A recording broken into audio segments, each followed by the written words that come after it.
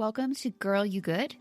I'm Cassandra Pickett, licensed therapist turned clinic coach and speaker, helping high-achieving women lead their personal lives with the same clarity and confidence they bring everywhere else. Quick episodes, real talk, zero fluff. Let's get into it. Listen, babes, I have a story that is equal parts embarrassing, hilarious, and deeply telling of who I have been.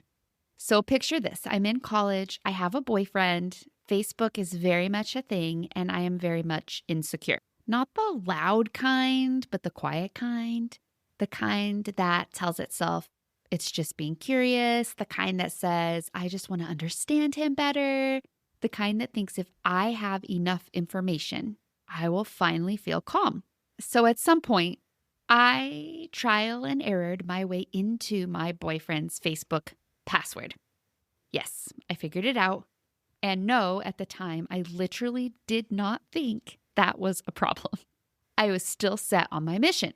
I told myself it was fine. I wasn't doing anything weird. I was just looking, observing, gathering data, completely normal behavior. Except here's the part where it goes sideways. I forgot I was logged into his account. So there I am scrolling along. I start liking things, commenting on things, engaging, fully interacting as if I'm on my own Facebook, except I'm not. I'm him. I don't remember exactly what I liked or what I commented. Honestly, that part doesn't even matter. What matters is the moment I realized what I had done and I felt my soul leave my body. Because suddenly it's very clear that I didn't just cross a line quietly. I crossed it so loudly. And this is the moment where I want you to laugh because it's funny. It really is. Like, oh my God, Cassandra did that. But I also want to pause here because the story is not about Facebook. It's about insecurity. It's about trying to manage anxiety through control. It's about mistaking access for closeness. At the time, I thought I wanted reassurance. What I was actually doing was trying to reduce my fear and insecurity by monitoring someone else. I thought if I knew more, I would feel safer. I thought if I stayed ahead of things, I wouldn't get hurt. I thought control was the same thing as care. And here's the growth part that took me a very long time to learn. Control does not calm anxiety. It feeds it. The more information I gather instead of building trust, the more hypervigilant I became. The more I try to prevent loss, the more I signal to my nervous system that loss is imminent. And growth didn't mean I became chill or unbothered or magically secure overnight. Growth meant learning to tolerate uncertainty. Growth meant asking questions instead of snooping. Growth meant noticing when the urge to check, control, or monitor was actually fear, asking me to find reassurance. Growth meant realizing that intimacy is built through conversation and self-trust, not surveillance. And here's the part I really want you to hear. Most of us have a version of this story. Maybe you didn't log into someone's Facebook, but maybe you reread texts looking for tone. Maybe you monitor moods instead of stating your needs. Maybe you manage everyone else's feelings so you don't have to feel your own anxiety.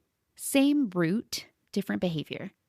If you're listening to this thinking like, whoa, Cassandra, that was a lot. Yes, it was. And also, if you're listening thinking, oh no, I have done my own version of that, you are not broken. You were trying to feel safe. Before I wrap this episode, I want to tell you a couple of things. First, if this story had you laughing and also quietly side-eyeing yourself like, wow, okay, same, I'm opening up a handful of blind spot reads. This is where you tell me a situation that keeps looping in your life, and I give you honest, grounded feedback on what might actually be happening beneath the surface and where your blind spot could be getting in the way. Not to call you out, but to help you see what you couldn't see from inside. If you keep thinking, I know better, but I still do this, or why does this keep coming up? A blind spot read might be exactly what you need. You can find the link in the show notes. You send me the situation, I send you back a video recording with everything you need to hear from me. And one more thing. I'm opening up a few episodes this season for guest stories. So if you have a moment in your life where you look back and think, I did something completely ridiculous and learned something really important from it, I want to hear it. Send me your unhinged story and you just might land yourself on a special guest episode of Girl, You Good. Because growth doesn't come from pretending we never messed up. It comes from telling the truth about it and letting other people feel less alone. And if you listened all the way to the end, here's your gift. The Facebook story, I did it, I lied about it, and I did it again. I messed up the same way twice before I finally got caught and stopped. See you next time.